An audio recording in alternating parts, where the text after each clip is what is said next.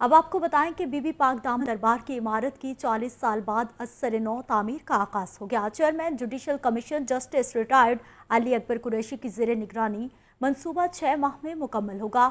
منصوبے پر 14 کروڑ روپے لاگت آئے گی۔ تفصیلات بتائیں گے محمد اشفاق۔ جی اشفاق بتائیے۔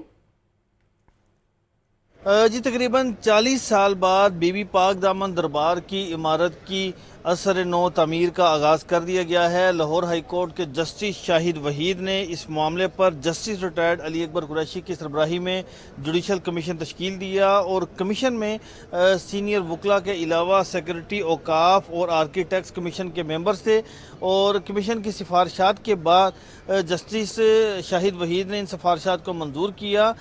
یہ منصوبہ تقریباً 6 ماہ میں مکمل ہوگا اور مجموعی طور پر اس منصوبے پر 14 کروڑ روپے کی لاگت آئے گی، جبکہ دربار کی عمارت کی اثر نو تعمیر کے حوالے سے یہ بتایا گیا ہے کہ 90 فٹ اونچائی پر مبنی گنبد کی تعمیر ہوگی، اور ان کو خوبصورت مزید بنانے کے لیے معروف آرکیٹیکٹ نیّر علی دادا کی خدمات حاصل کی گئی ہیں، اور ان کے جو گنبد ہیں ان کا جو نظارہ ہے وہ دور دور سے کیا جا سکے گا، اور اس حوالے سے جو ماڈل تیار کیا گیا ہے اسی کے مطابق ہی بی بی پاک دامن دربار کی تعمیر مکمل ہوگی۔